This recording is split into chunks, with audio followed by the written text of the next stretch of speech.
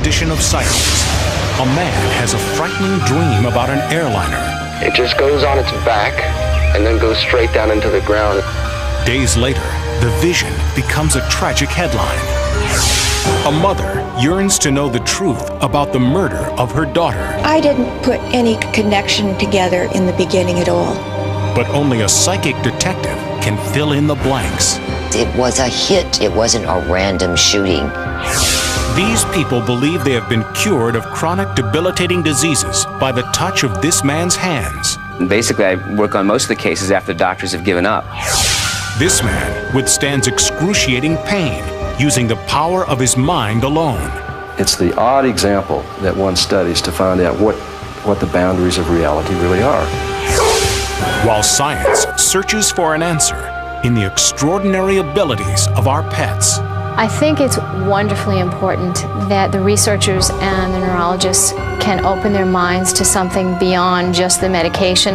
If, as researchers believe, we use only 5% of our brains, what incredible potential remains in the untapped regions of our minds? Hello, I'm Tim White. Explore the truth about psychic experience in this special report from Sightings.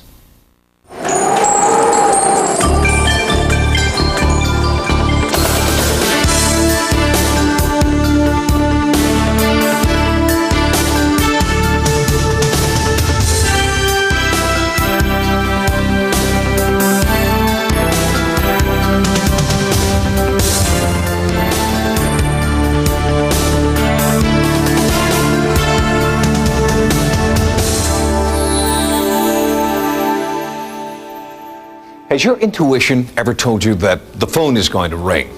And then it does. Have you ever had a sinking feeling that a loved one's in trouble, only to find out later that they really are? Well, these experiences happen to all of us every day. Are they mere coincidence, random chance, or could they be something more? A sixth sense we all have, but which only a few of us have developed to its fullest potential.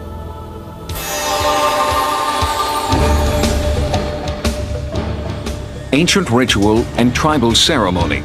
This is the traditional domain of the psychic experience. Firewalkers use mind over matter to withstand the blistering heat of red-hot coals, searing the soles of their feet.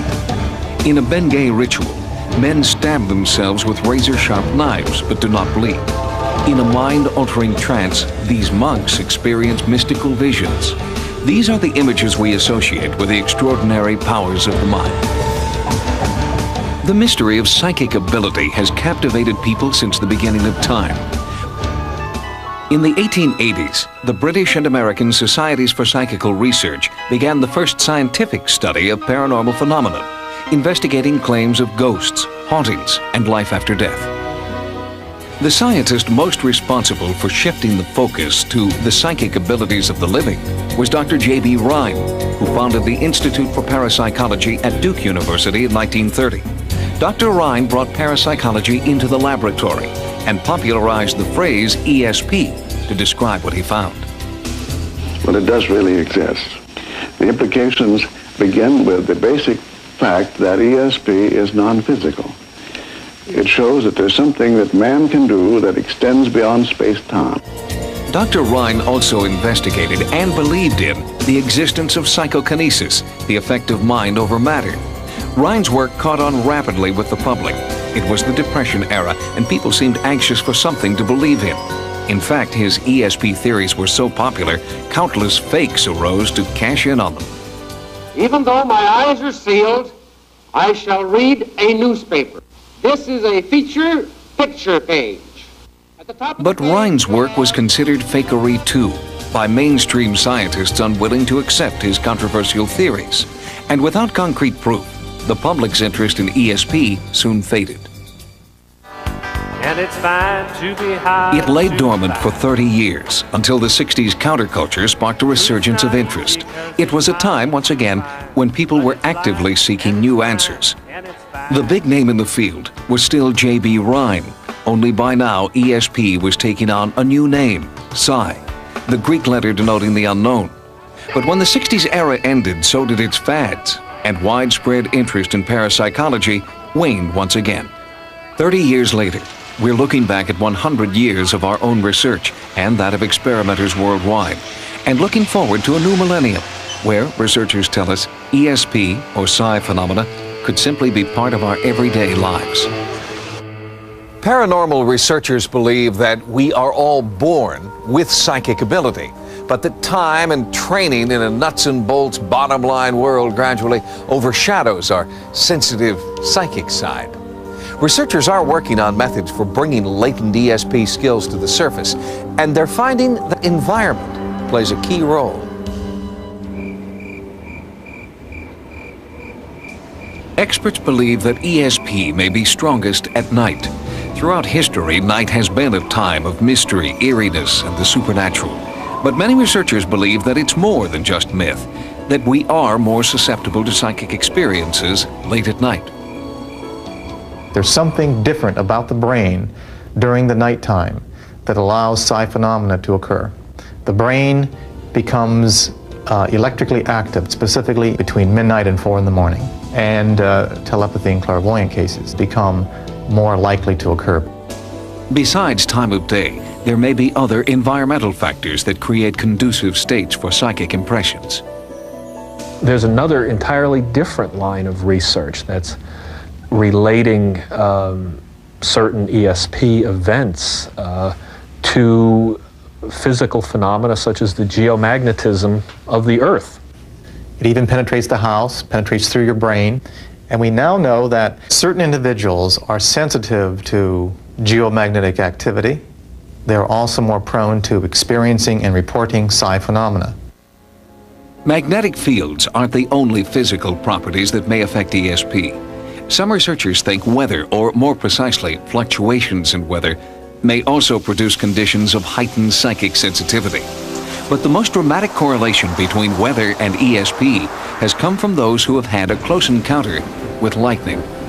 Those who are struck by lightning and recover tend to suddenly report psi phenomena, that they suddenly have psychical phenomena taking place. Regardless of how you want to define it, they see themselves as different. They seem to perceive the world in a different way. It was one of those where the lightning comes and just boom. You know? And as I watched the lightning, I thought, it's so beautiful. And the next thing I know, the Venetian blinds had wrapped around me. The chimney was in the neighbor's yard. Both windows were completely ripped out of the sills. The bed I was in was on fire, and lightning had struck our home. Before Greta Alexander was struck by lightning, she did not have any psychic abilities, but after she was hit, Greta claims she began to experience psychic phenomena. After that, I began sensing and knowing and feeling. I was crying and pacing the floor because I kept seeing pictures and hearing things and knowing things. I would know when my parents were coming. I would know when he was going to sell a policy. I would know about the children. When you have a lightning strike and that kind of current induction, that certain neurons within the brain are damaged, and the regrowth basically restructures, rewires the brain, specifically in the deep temporal lobe, which allows you to perceive things and have properties that are quite different than before. It took time for Greta to accept her newfound window on the psychic world, but once she did, she became famous for sharing her powers with others, at first through readings and consultations. Later, as her understanding of her skills grew, she began conducting psychic medical diagnoses. Now, your legs have been bothering you a little bit here, or your limbs here. They always have. Okay, because cancer is easier for me to recognize. Heart disease is very easy for me to recognize. Gallbladder, stomach. But I feel that I am not a physician. I will speak with their physician, and then I will tell him, and then he then can do the sophisticated tests. She not only claims a very high success rate with her diagnoses, in some cases she will even attempt psychic healing.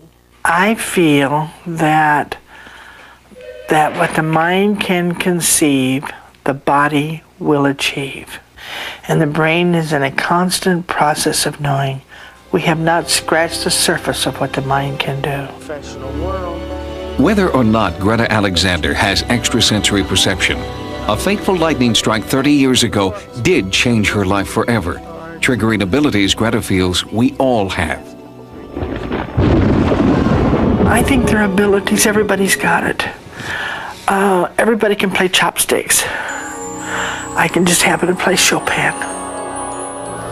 Perhaps the most dramatic example of the psychic experience is when someone makes a prediction and then it comes true.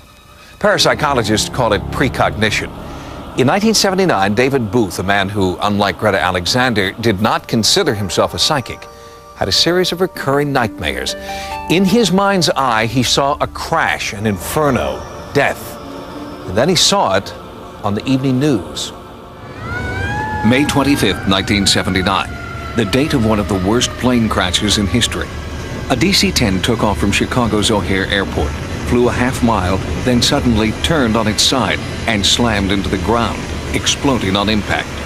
All 272 people on board died.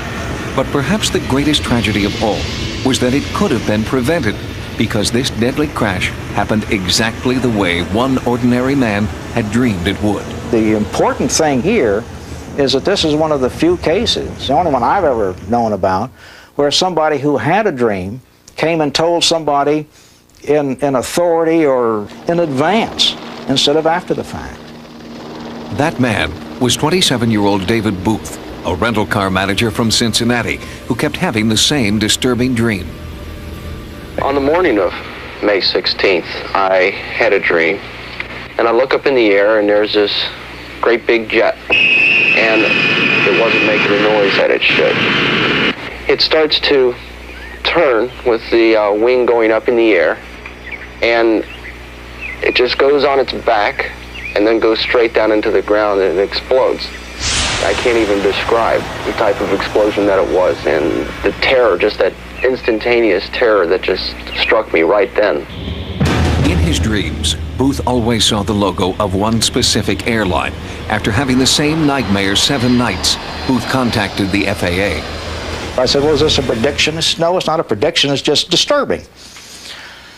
And, you know, we made notes of it. You couldn't just arbitrarily ground an airline because somebody dreamed of something.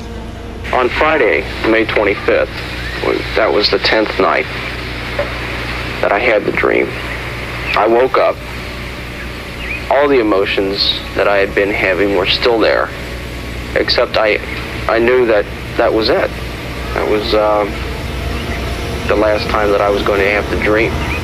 Then that afternoon, a DC-10 crashed in Chicago, and it had turned, and it was turning back. There were some discrepancies, but there was an awful lot of similarity as to what happened on that Friday afternoon. David Booth's worst nightmare came true, and it was amazingly accurate. He had correctly predicted the name of the airline, the model of the plane, the way it would turn on its side. He'd seen the right engine fall off as the plane fell from the sky and burst into flames. Dreaming and real life were now one. I was trying to blame myself, where he was saying, that was, it was something that, I didn't have to do. Since this interview, David Booth has kept his life private. He has made no more public predictions. What you've got to understand is that while Mr. Booth had a dream that had a remarkable prediction, if you will, there was not enough of a prediction to say what, where, when, why, or how. And there was nothing that could be done. And you couldn't take government funds and chase somebody's dream with them. The airline David Booth dreamed about was not grounded because our government does not believe in the reliability of precognition. It's an attitude that's widespread among many organizations and professions, and nowhere is psychic ability more reviled than in the mainstream medical community. The psychic in psychic healing doesn't refer to storefront psychics or fortune tellers we're bombarded with. In healing, a psychic means the powerful roles the mind and spirit play in making us well. Since earliest recorded history, it has continued to coexist with mainstream medicine.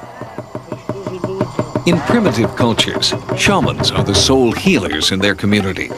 They are selected, not schooled, to perform ritualistic medicine. Their powers are bestowed on them during ceremonial circles, in which they make sacrifices to the spirits. Once they achieve their altered healing state, they call to their faithful flock to come to them for a cure based on belief in the benevolent forces of the unknown. While these rites still exist around the world, this type of psychic healing seems naive to our more sophisticated culture. But it is slowly coming into the Western world's consciousness. Doctors debunk psychic healing as pure fraud, but thousands of people who've been cured of supposedly incurable illnesses by the touch of a healer believe differently. Dean Kraft is a modern healer who uses the ancient technique known as the laying on of hands. Kraft claims to have mysterious healing energy that flows through his hands into his patients. His success rate is remarkable, especially since most people who come to Dean Kraft have come as a last resort. I could feel the heat oozing from his hand like an oven. Something is not right. These hands are on fire and they're vibrating.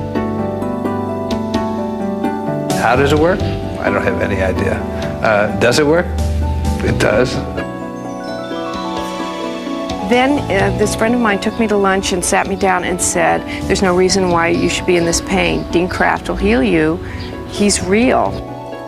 Dean Kraft was pursuing a career in the music industry when, at the age of 21, he claims to have developed telekinesis.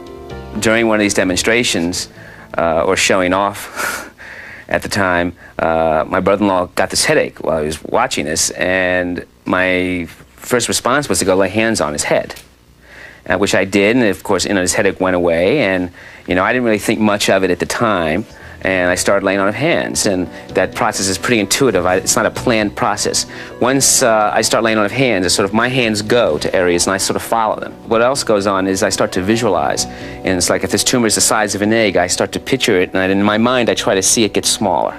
I see myself to be like a catalyst, like a spark plug, that I use my energy to try to catalyst the person's own healing system. I believe that medical doctors are meant to diagnose. I believe very much in medical science.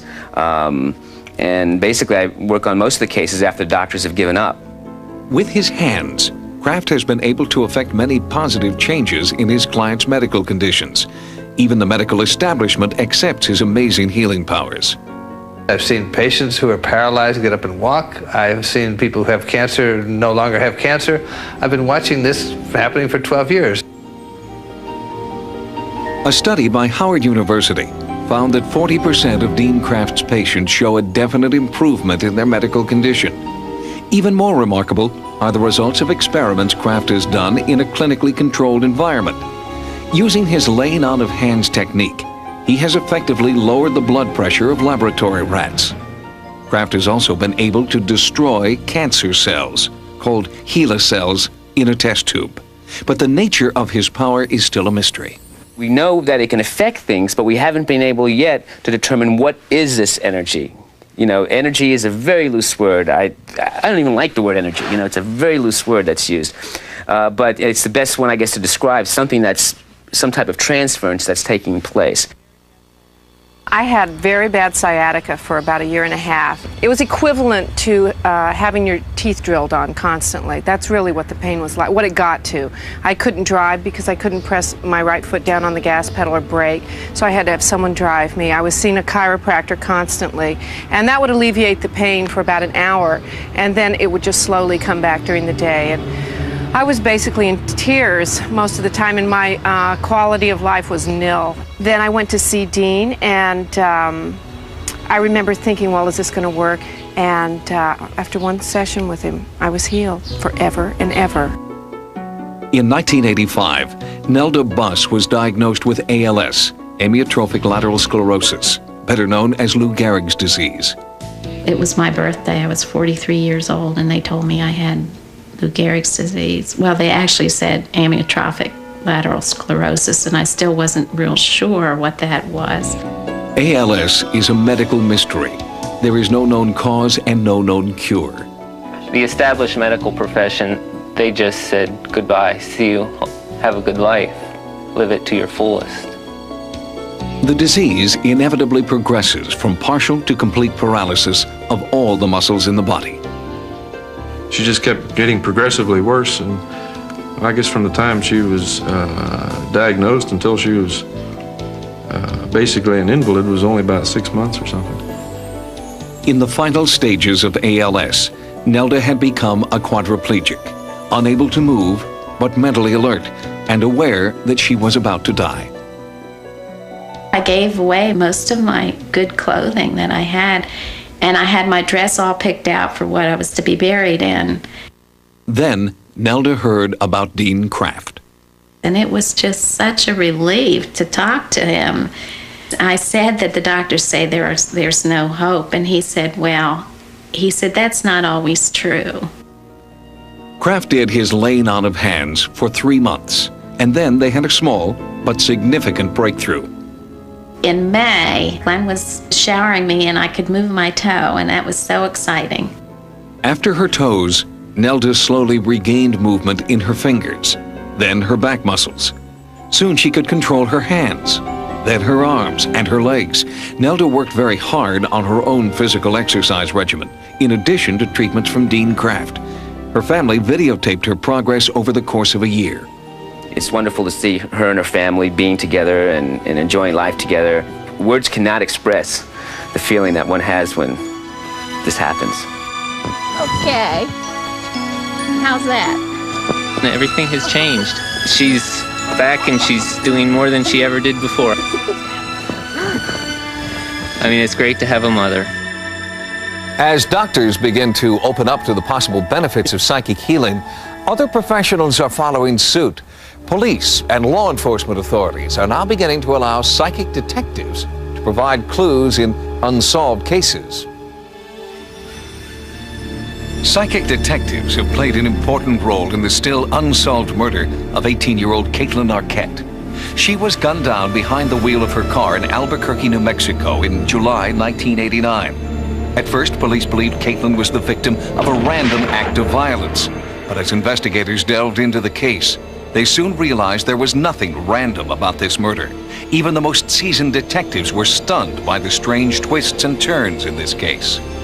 Psychic detectives provided intriguing leads, and eeriest of all, what appeared to be Caitlin's own attempts to reach out from the grave with information about her murderer.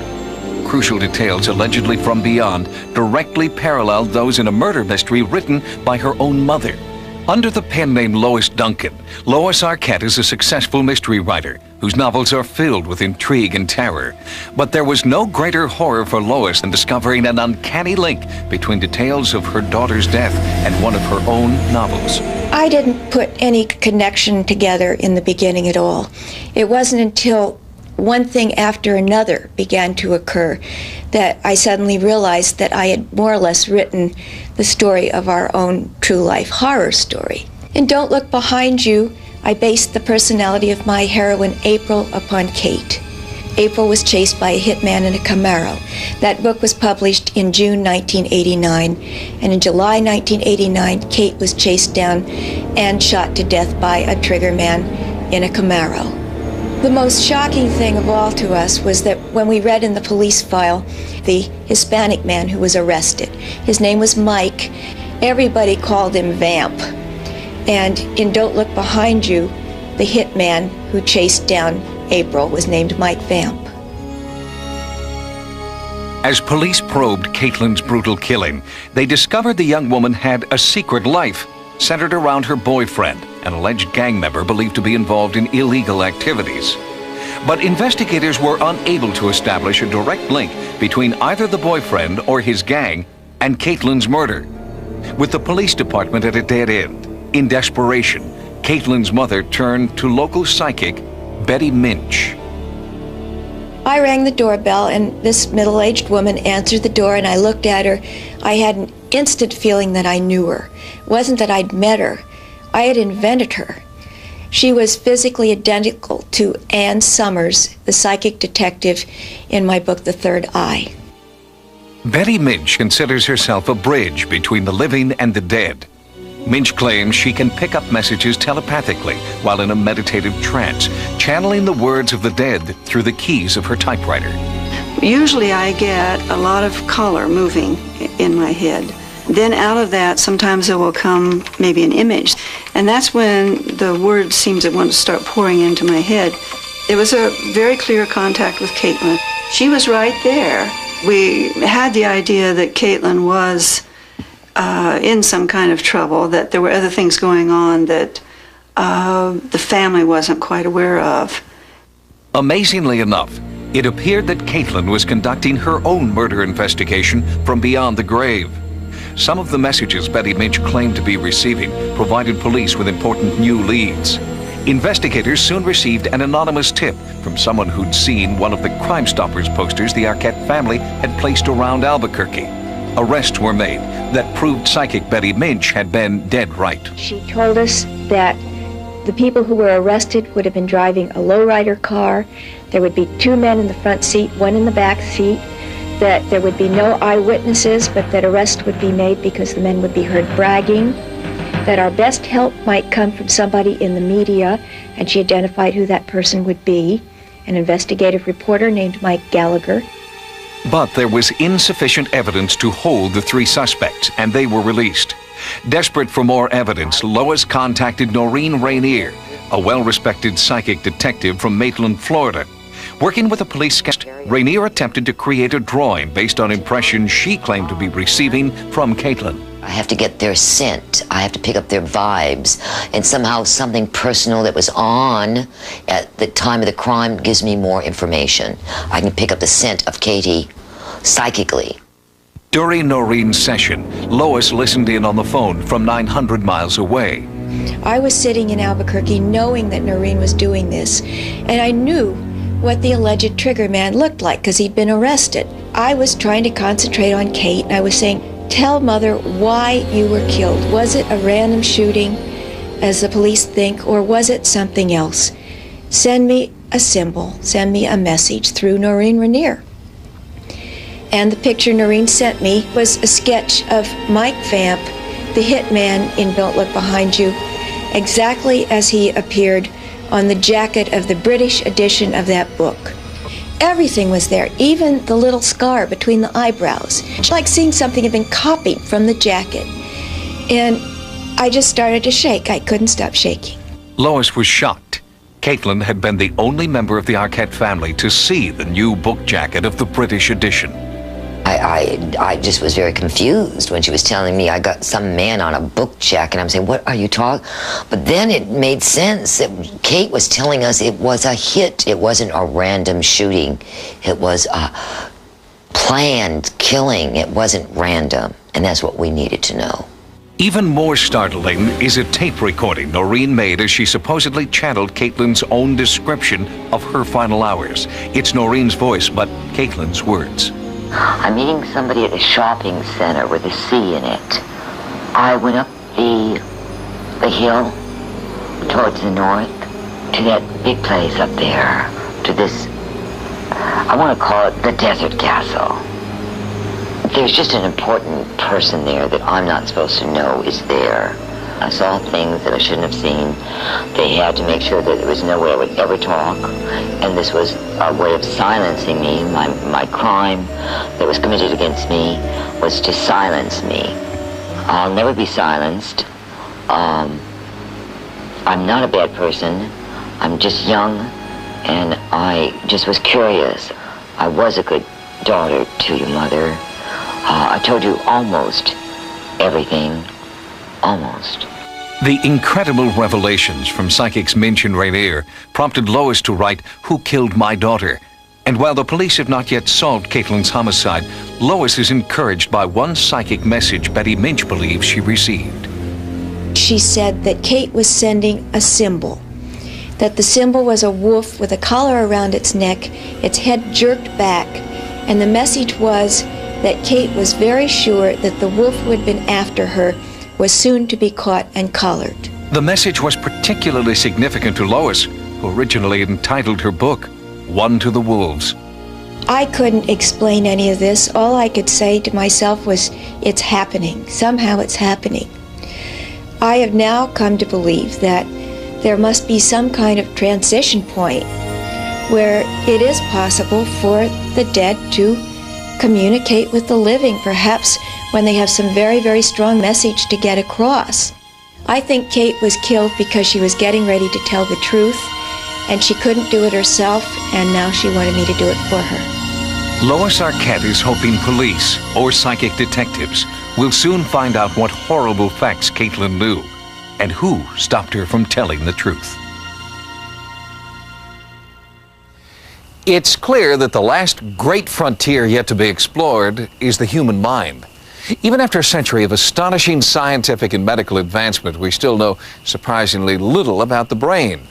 One way scientists are trying to learn more is by studying our pets.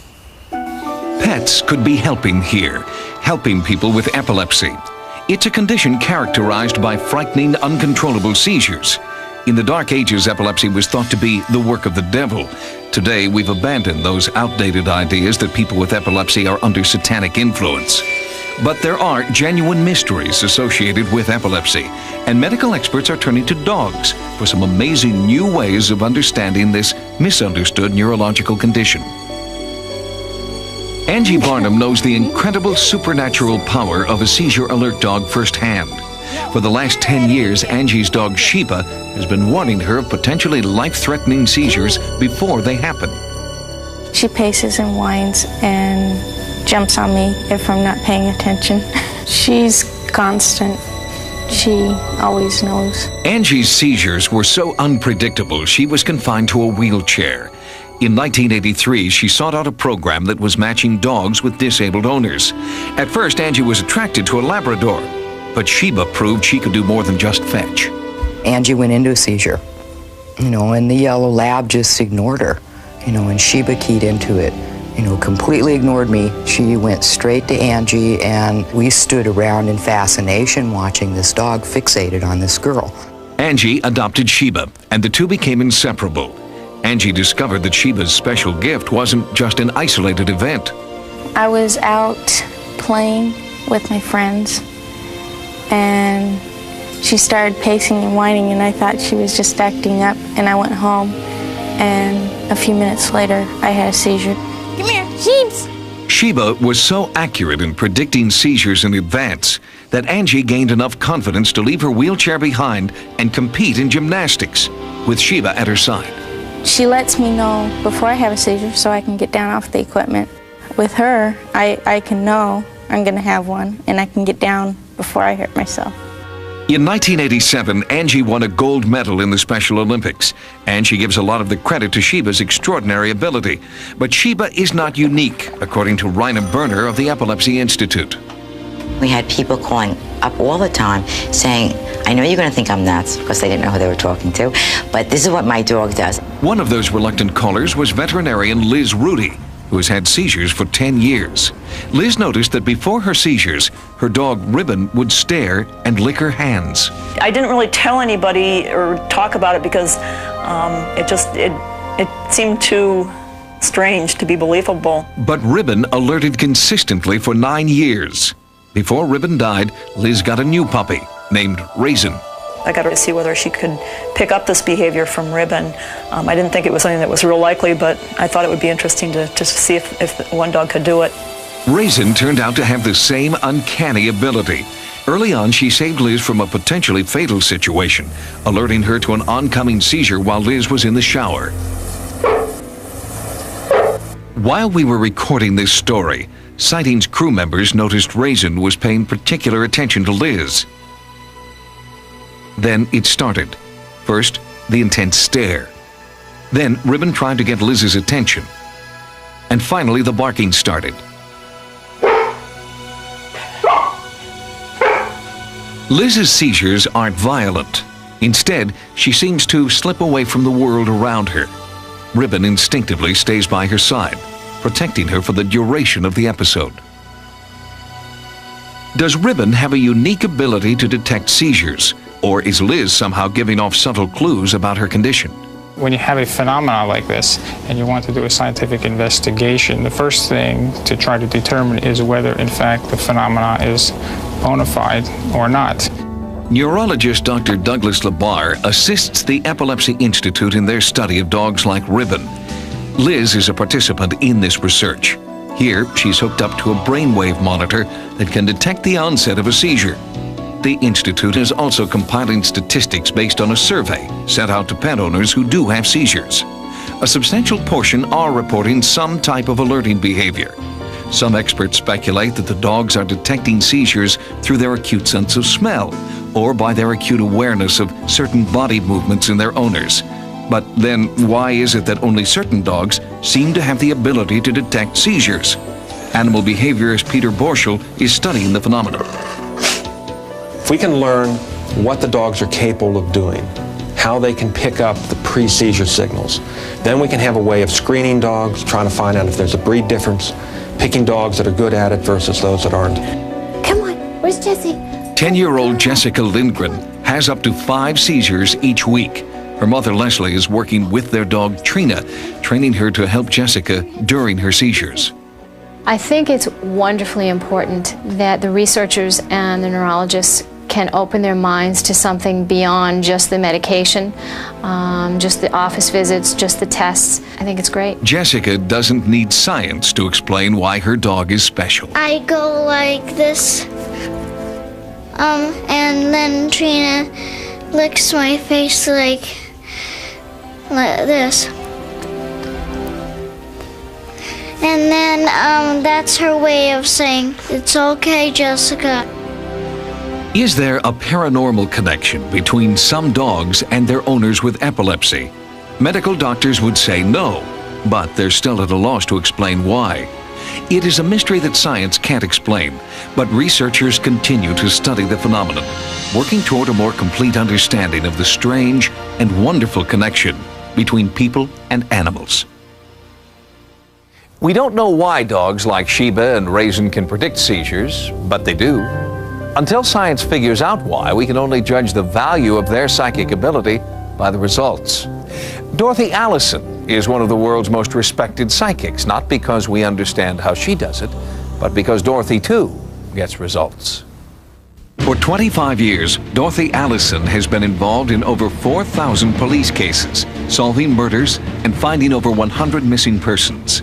Her amazing success rate has attracted international attention. She has worked on some of the 20th century's most grisly murders: Son of Sam, John Wayne Gacy, and Atlanta's serial killer Wayne Williams. The only way I ever get involved is if the police call me. If they don't, I will not work on a case. I do not volunteer any services to any policeman unless I receive a written letter. With a single murder, you're dealing with a single victim and a single murderer. With a serial killer now, you're dealing not only with a smart person, but a very devious, cunning person. And then you've got so many people, so many visions, so many faces all at once. And talking to Dorothy, you have to sort of interrogate her like a suspect. She sees locations, and you have to narrow these locations down to find what you're looking for.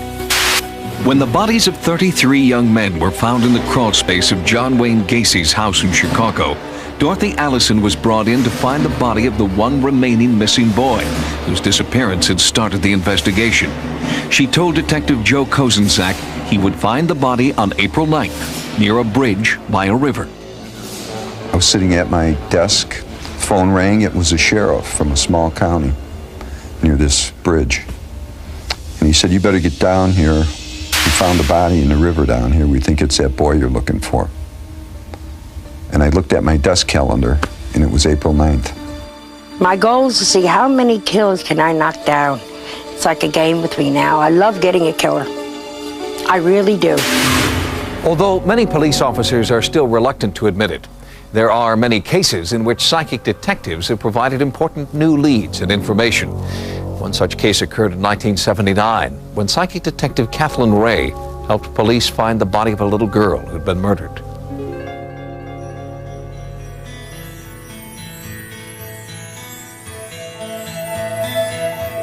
Fresno, in the heart of California's fertile Central Valley.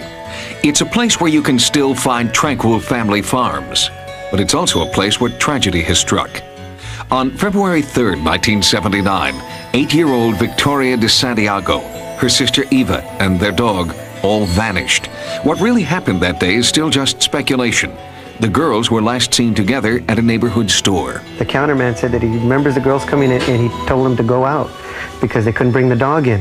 They may have been abducted outside. What we figured is that perhaps whoever this individual was there in the parking lot. Perhaps a stranger grabbed the girl's dog and used him to lure Victoria and Eva into his car. One day later, 3-year-old Eva was found. Victoria and her dog were still missing. She was a very beautiful little girl. She was always very protective of her sister. She said that her sister told the man to let her go and that she would stay, and just to let her, not to hurt her sister, and to let her go. And I just always remember that. And so from that, I know that she was, just a very good person. The police exhausted all leads. Days, then weeks passed with no new clues. No witnesses came forward. And in my sleep, I was dreaming about what can I do? What other avenues can I go? And it came to me in the dream. I mean, I sat right up, and her name was Kathleen Ray. Kathleen Ray is a psychic detective. She uses the powers of her mind to help law enforcement solve crimes. She claims she can see missing children, bodies, criminals, and for the past 20 years, she's been remarkably accurate. Kathleen Ray has gained a reputation for accuracy, even among skeptics. Intuition is something that everybody has, and the intuitive sense is a sense of feeling. But these feelings are something I've educated, like you've educated your other senses, to where I can use them more fully. Despite skeptics, the Santiago family asked that Kathleen help find Victoria. When there's only a light shining out of the total darkness, you're going to walk towards that light. Whether it's the wrong way, the right way, it doesn't matter. It's a direction. I was told that a psychic was being brought in, and I was going to fly to San Jose to meet this psychic. And I thought, I'm going to fly up there, and I'm going to meet this lady wearing gypsy clothes. She's going to take me into this house. We're going to burn some incense. We're going to rattle some bones. She's going to throw some dust around in the air and tell me something that's totally irrelevant to the case. I am not doing what you see in these great, what I call horror movies. I don't suddenly grab my head and fall down and say, oh, they hit me in the head, or oh, this poor person's been stabbed. I don't do that. I'm more like an objective bystander. The psychic part of this was just way off. It didn't make sense to me. How somebody 180 miles from here is going to tell me how to find a body in my town. It's really taking feelings up and bringing a whole picture and holding that picture long enough. Just like going to a movie or turning the TV on and seeing a picture in front of your face. I didn't believe it. But after 5 minutes with her, she told me enough stuff that she had 100% of my attention. I was believing in her. It was the beginning of an unlikely partnership. The sergeant, the psychic, and the family. All I could think of asking her was, did she have to go through a lot of pain? I felt that Victoria at this point was still barely alive, just barely. The family hoped that they weren't too late, that Victoria was still alive and Kathleen could lead them to her. She told me the road she was on was not a well-traveled road. I saw this plowed field. I knew the field had just been plowed. Kay said she's laying parallel to the road. I feel she's laying parallel to the road with her face towards the road. I'll see the bushes, the trees, the poultry farm. Kay said that when I found the body, there would be chickens. She said, I get chickens around the body. Chickens, chickens, chickens. There has to be a farmer whose name starts with an S. There has to be a street that starts with an L. There has to be a windmill. After my interview with Kay, as I was walking out the door, and I'll never forget this, she stopped me, she grabbed my arm, and she said, Tim, find the dog and you'll find Victoria. Back in Fresno, pursuing conventional leads, Sergeant McFadden's partner, Detective Popejoy, found the dog. Detective Popejoy was at the house where the dog was found. He verified it was the dog. So I asked Detective Popejoy, I said, well, are there chickens out there? So I asked the farmer there, I said, is there a poultry ranch here? He said, yes, just south of here, about a quarter of a mile, there's a abandoned poultry ranch. Detective Popejoy, he got the call on the dog, and he came out here and talked to the farmer that found the dog, and he found it down here a little ways and brought it back to this house. And when I was talking to him on the phone, he said there wasn't a windmill. It was a situation that I'll never forget as long as I live, was him on the phone to me, and we are talking about this windmill, and I'm telling him there's no windmill here, and the landowner standing behind me said, oh yeah, you just walk by one, it's in the front yard. As I'm telling him things that should be there, and he's confirming these back to me that Kay said would be there, I'm getting higher and higher. And wow, this gal does know what she's talking about. We immediately called for officers to respond, and it was from him telling me what she saw 145 miles away. The police dispatched a search team that had been briefed on Kathleen's psychic visions. The L, they were on Leonard Street. The S, it was on the mailbox, the first letter of the farmer's last name. And by the side of the road, they found Victoria. Her naked body was in an irrigation ditch under the largest tree in the area, all as Kathleen had described. Victoria had been sexually assaulted, then left to die. She had been killed like an animal, and she was still alive, in a coma, suffering right there in the little trench. And Kathleen Ray found that, as she described it to the T.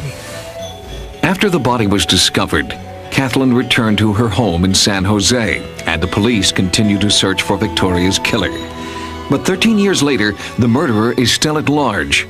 Sightings has brought Kathleen Ray back to Fresno, back to the place where Victoria's body was found, to get new psychic impressions.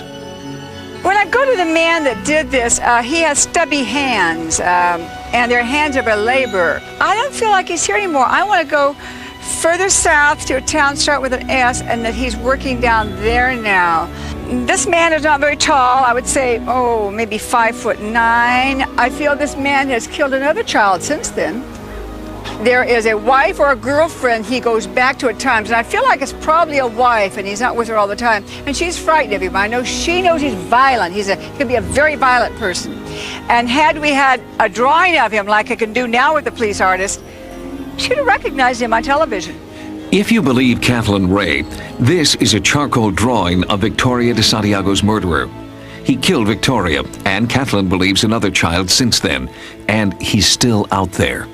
I believe it could be solved. Somebody out there, somebody somewhere has got to know more about this, but they've never come forward. Although Kathleen's work in this case proved to be extremely accurate, cases like this are the exception, not the rule. And the use of psychics in police investigations is still not accepted by many departments around the country. Kathleen Ray's case was one of those cases, and the hits were so specific, and the data checked out all the way down the line, from the reporters to the psychics themselves, to the families of the victims, to the police. It was rather unnerving. But for the de Santiago family, a psychic detective made a difference. The discovery of their daughter 13 years ago has brought the family a small measure of peace. Thank you, God. Thank you for finding Victoria's body. Thank you for giving me Kathleen Ray. And now, they hope her vision of the killer will bring the case to a close. My only release of mental anguish is to say something positive, warn people. Look, they're not just going to steal your car, they're going to steal your child. Is this the face of a murderer? Kathleen Ray sees him in her mind's eye when she thinks of Victoria, and hopes that someone, somewhere, will come forward with the truth.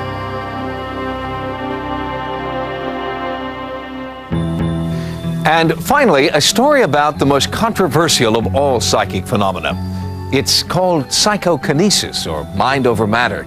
As you'll see, there are some people who claim that the power of their mind is strong enough to withstand extremes of heat, cold, and the most agonizing pain. It's not a phenomenon exclusive to the West. In almost every culture throughout the world, there are people who appear to have superhuman powers. How is it possible for these people to endure the excruciating pain of needles and rods? Where does the strength come from that enables this man to pull an airplane single-handedly? When we see these kinds of phenomena that we don't understand, it's easy to call it magic. Once we understand it, we call it science. This is really important that scientists do take a closer look at this kind of phenomenon. If even one person can do it, it shows it's possible. In Russia, we discovered a man whose superhuman abilities seemed to be more than just the result of mind overpowering body. Valery Lavrenyenko is renowned throughout his homeland as a real-life Superman. He has abilities that go far beyond the bounds of what is accepted as humanly possible. Sightings' first encounter with Lavrenyenko was at the Moscow Aquarium, where he tried to best his own personal record by holding his breath underwater for 15 minutes. He believes his startling abilities first began after a paranormal encounter as a young boy. During a summer break, when I was in the 5th grade, I was hiking with some of my buddies in a local forest. Suddenly, I saw a shining object that reminded me of a plane. I took off on my own and was drawn to the place where I thought it had landed. All of a sudden, odd, shining stones were flying at me. I thought, run, or you'll be hit. But it was too late. There was a powerful blow to my head, and blood was pouring from a wound. For years, it was a mystery to me, until recently, when information about UFOs was allowed to surface in Russia. Lavrenyenko believes it was this experience that gave him his superhuman powers. 2 minutes and 10 seconds.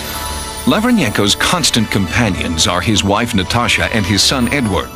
Sightings brought them to Moscow to meet with our team of doctors, investigators, and researchers. Here, they observe what appears to be electrical impulse coming through a heated needle in his forearm. The same energy also seems to flow through his finger and burn a newspaper.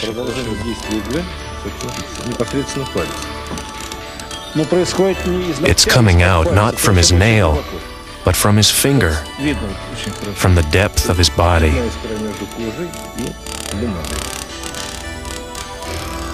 A burn like this can only be caused by electricity, and to explain this is impossible.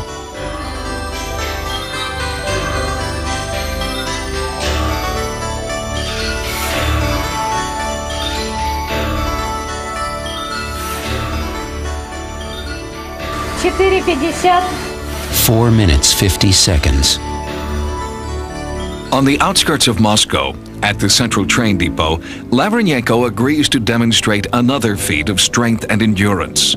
It was hard for our investigators to believe that one man could pull a 30-ton train up an incline. But they were even more astounded to see how he planned to pull the equivalent of nearly 60 tons of weight. It was a feat no one in our team had ever witnessed. A warning: the following is not for the squeamish, and Sightings cautions that no attempt should be made to duplicate this experiment in any way.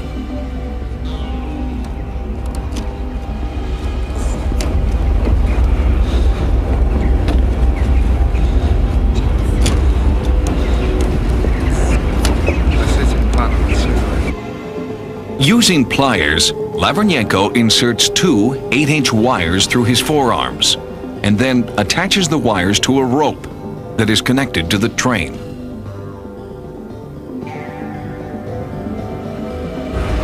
At first, he is unable to move the train. The pressure on his forearm should rip the wires right through his skin, but the wires hold fast.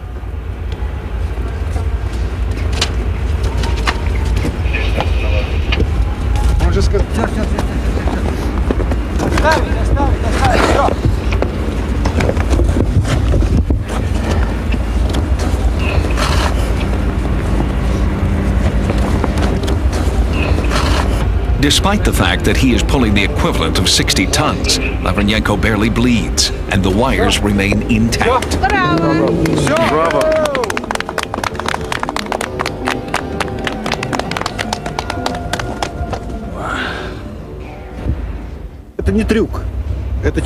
This is not a trick, it's a miracle. From the standpoint of a surgeon, what just happened cannot happen with an ordinary man. When you injure soft tissue, there is always...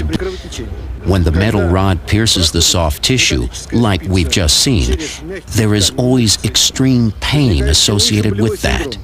And furthermore, there was 60 tons of pressure on his forearms.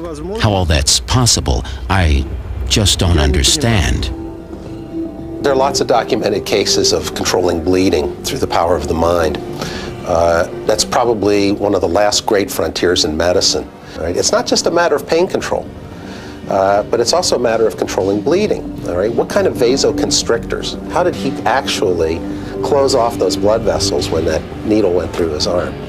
I think the place to start is honoring the phenomena. Study the lack of bleeding. Study the electrical phenomena demonstrated here.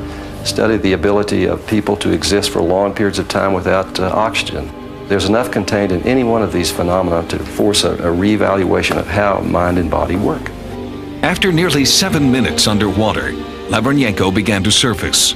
Although he didn't break his own record, for most people, just 2 minutes without oxygen could cause some brain damage. But Lavrenyenko emerges unscathed. Science always progresses like this. It's the odd example that one studies to find out what the boundaries of reality really are. That's how we paint the canvases and shred the old models, by studying the things that just don't fit in. Psychokinesis, ESP, precognition, concepts that seem to contradict the physical laws of science. The people who believe in psychic ability challenge what science tells us are a finite set of rules governing the universe. But perhaps we don't yet know all the rules. In time, science may discover how to cultivate psychic potential and harvest the untapped powers of the mind. For Sightings, I'm Tim White.